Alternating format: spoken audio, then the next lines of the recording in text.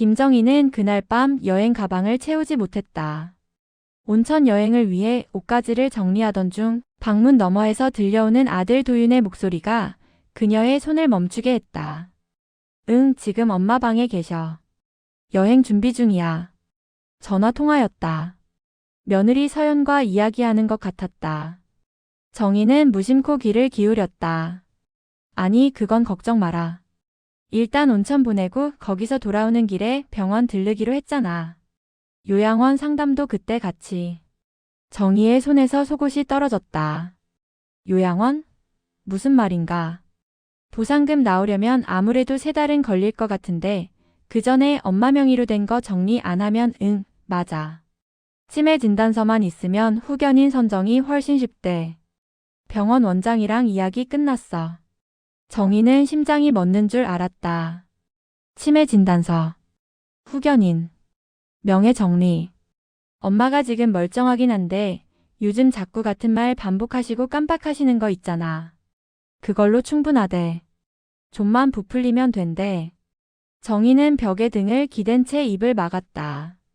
숨소리라도 들릴까 두려웠다. 엄마한테 미안하긴 한데 우리도 살아야지. 그 돈 없으면 대출 연체 들어가고 애들 학원비도 못 내.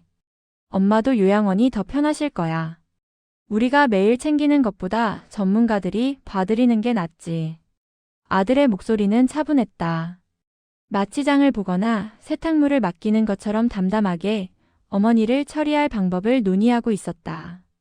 응, 알았어. 내일 아침 일찍 출발하니까 서류 준비해놔. 여행 다녀와서 바로 진행하자. 전화가 끊어지고 정희는 그대로 주저앉았다. 마룻바닥이 차가웠다. 아니, 온몸이 얼어붙었다. 67년을 살면서 가장 추운 순간이었다. 마이너스. 남편이 세상을 떠난 지 12년째. 정희는 그 이후로 단 하루도 아들이 아닌 다른 것을 위해 살지 않았다. 재혼 이야기가 나올 때마다 아들 장가 보낼 때까지는 일하며 거절했다. 친구들과의 모임도 취미생활도 모두 뒤로 미뤘다. 도윤이가 결혼하고 손주가 태어나고 가정을 꾸릴 때까지 옆에서 뒷바라지만 했다. 아파트는 도윤 명의로 해주라는 며느리의 말에 가족인데 뭐라며 순순히 명의 이전을 해줬다. 예금 통장도 공동 명의로 만들었다. 혹시라도 자신에게 무슨 일이 생기면 아들이 번거롭지 않게. 엄마, 우리 엄마가 제일 좋아. 도윤은 어릴 때부터 그렇게 말하곤 했다. 정희는 그 말 하나에 모든 걸 견뎠다. 남편 없이 혼자 키우느라 힘들었던 순간들도 밤늦게까지 일하며 학원비 마련하던 날들도 모두 그 말 덕분에 버텼다. 그런데 이제 그 아들이 자신을 치매 환자로 만들어 요양원에 보내고 재산을 정리하려 한다고? 정희는 떨리는 손으로 가방 속 옷가지를 다시 정리했다.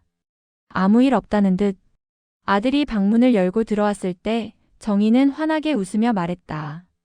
도윤아, 내일 몇 시에 출발하면 돼? 아, 엄마. 아침 9시쯤요.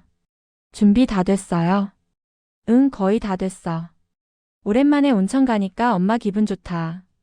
도윤은 어머니의 얼굴을 잠깐 바라보다 미소 지었다. 그래요, 엄마. 푹 쉬고 오세요. 요즘 많이 피곤해 보이셨어요. 그래? 엄마가 늙어서 그런가 봐. 무슨 말씀을? 아직 한창이시죠. 도윤이 방을 나가자 정희의 미소가 사라졌다. 거울 속 자신의 얼굴을 바라보았다. 67세. 흰머리가 섞인 단발머리. 주름진 눈가. 하지만 정신은 멀쩡했다. 매일 아침 약을 챙겨 먹고 장을 보고 손주 돌보고 집안일 하는데 아무 문제가 없었다. 그런데 며칠 전 같은 이야기를 2번 했다는 이유로 며느리가 이렇게 말했다. 어머니, 요즘 깜빡하시는 거 좀 있으시네요. 병원 한번 가보시는 게 어때요? 그때는 그냥 며느리의 걱정인 줄 알았다. 하지만 이제 알았다. 그건 걱정이 아니라 포석이었다. 정희는 침대에 누워 천장을 바라보았다. 눈물이 흘렀다. 소리 없이 뜨겁게. 자신이 67년간 쌓아온 삶이 한순간에 처리 대상이 되어버렸다. 사람이 아니라 서류가 되어버렸다. 치매 진단서만 있으면 그 한 장의 서류로 정의는 법적으로 무능력자가 된다. 스스로 결정할 권리를 잃는다. 아들이 모든 걸 대신 결정하게 된다. 그리고 그 아들은 지금 어머니의 재산을 정리하고 요양원에 보낼 준비를 하고 있다. 정희는 이불을 끌어올려 얼굴을 덮었다. 울음소리가 밖으로 새어나가지 않도록. 하지만 이불 속에서 그녀는 다짐했다. 나는 아직 멀쩡하다. 나는 내 삶을 지킬 거야. 그날 밤 김정희는 잠들지 못했다. 그리고 다음날 아침 아무 일 없다는 듯 웃으며 아들의 차에 올랐다. 온천으로 가는 길. 아들은 라디오를 틀고 신나게 노래를 따라 불렀다. 정희는 창밖을 바라보며 생각했다. 이 여행에서 돌아오면 난 더 이상 예전의 나로 돌아갈 수 없을 거야. 침묵. 그것이 김정희가 선택한 첫 번째 저항이었다. 온천 리조트는 생각보다 좋았다. 깨끗한 객실, 따뜻한 온천수, 정성스러운 식사. 평소 같았으면 정희는 도윤이가 이런 좋은 곳을 예약해줬네 하며 감탄했을 것이다. 하지만 지금은 모든 것이 다르게 보였다. 마지막 여행일지도 모른다는 생각으로 보낸 건가. 정희는 온천에 몸을 담그고 있었지만 물의 온기가 전혀 느껴지지 않았다. 머릿속은 어젯밤 들었던 그 통화 내용으로 가득했다. 치매 진단서만 있으면 후견인 선정이 훨씬 쉽대.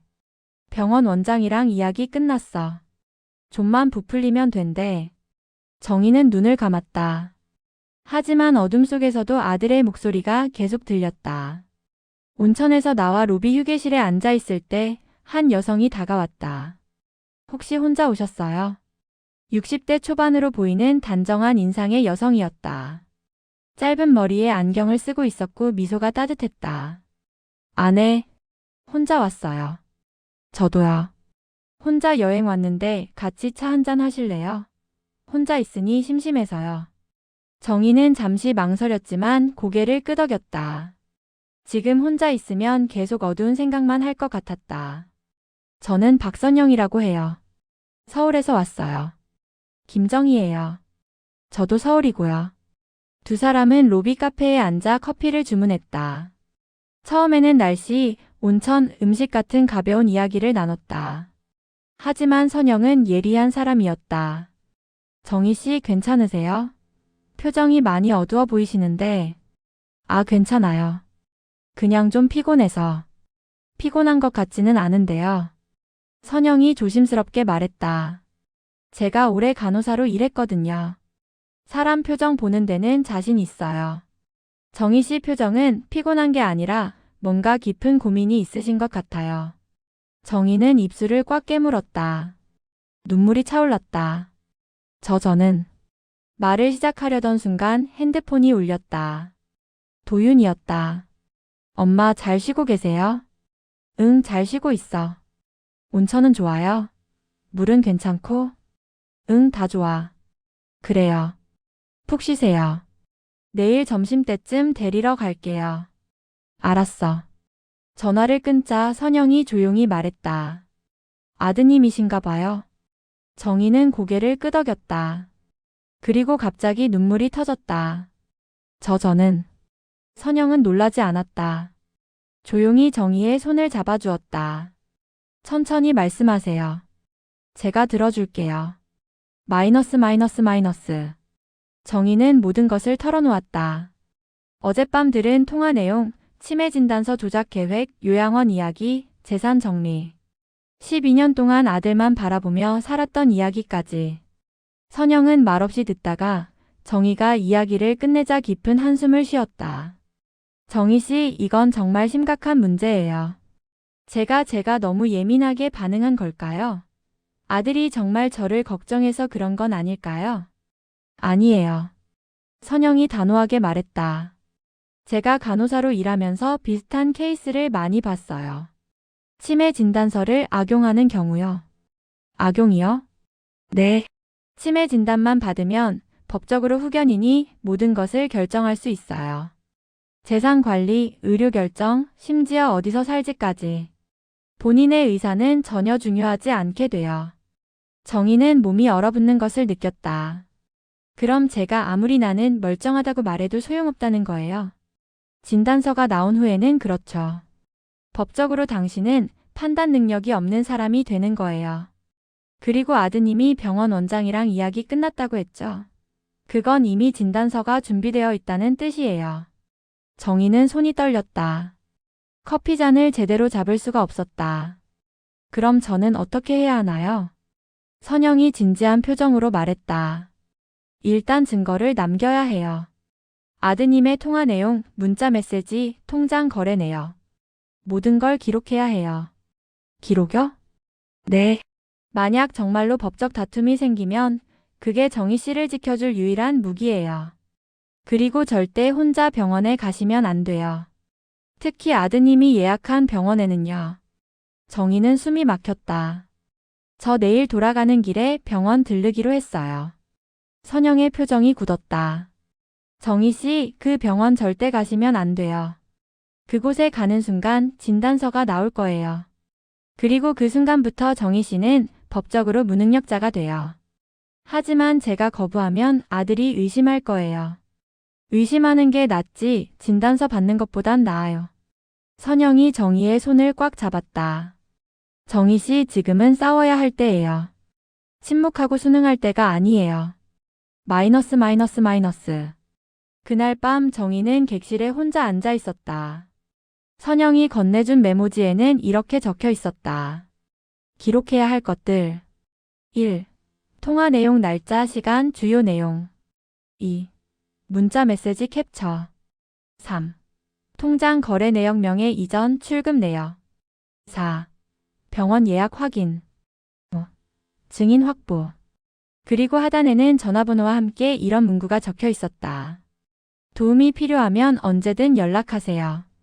당신은 혼자가 아닙니다. 마이너스 박선영. 정희는 핸드폰을 꺼내 통화 기록을 확인했다. 도윤과의 통화 내역, 며느리 서영과의 문자 메시지. 하나하나 스크린샷을 찍기 시작했다. 그리고 노트를 펼쳐 어젯밤 들었던 통화 내용을 최대한 자세히 적었다. 2024년 11월 15일 밤 10시경. 도윤이 서영과 통화. 마이너스 온천 여행 후 병원 예약됨. 마이너스 치매 진단서 조작 계획. 마이너스 병원 원장과 사전 협의 완료. 마이너스 좀만 부풀리면 된다는 발언. 마이너스 후견인 선정 목적. 마이너스 재개발 보상금 관련 언급. 마이너스 명예 정리 계획. 글을 쓰는 동안 손이 떨렸다. 눈물이 떨어져 글씨가 번졌다. 하지만 정희는 멈추지 않았다. 이제 그녀는 알았다. 침묵은 저항이지만 기록은 무기였다. 핸드폰이 다시 울렸다. 도윤이었다. 엄마, 내일 10시에 출발해서 12시쯤 병원 가기로 했어요. 건강검진 하나 받고 집에 가요. 건강검진? 네, 엄마 나이에 정기검진 받는 거 중요하잖아요. 제가 미리 예약해놨어요. 정희는 심호흡을 했다. 도윤아, 엄마 내일 피곤할 것 같은데 병원은 다음에 가면 안 될까? 전화 너머로 잠시 침묵이 흘렀다. 왜요? 예약 다 해놨는데. 갑자기 왜 그러세요? 그냥 좀 피곤해서. 다음 주에 가면 안 돼? 엄마 예약 취소하면 위약금 내야 해요. 그냥 내일 가요. 금방 끝나요. 정희는 눈을 감았다. 아들의 목소리에는 더 이상 다정함이 없었다. 있는 것은 조급한 뿐이었다. 알았어. 내일 가자. 전화를 끊고 정희는 다시 메모를 추가했다. 도윤의 병원 예약 강요. 취소 거부. 위약금 핑계. 그리고 선영에게 문자를 보냈다. 내일 병원 가게 됐어요. 어떻게 해야 할까요? 답장은 금방 왔다. 녹음하세요. 모든 대화를 녹음하세요. 그리고 진단서에 절대 서명하지 마세요. 제가 아는 변호사 연락처 보내드릴게요. 정희는 핸드폰을 꽉 쥐었다. 67년 인생에서 처음으로 자신의 아들에게 맞서 싸워야 하는 순간이 다가오고 있었다. 그날 밤 김정희는 또다시 잠들지 못했다. 하지만 어젯밤과는 달랐다.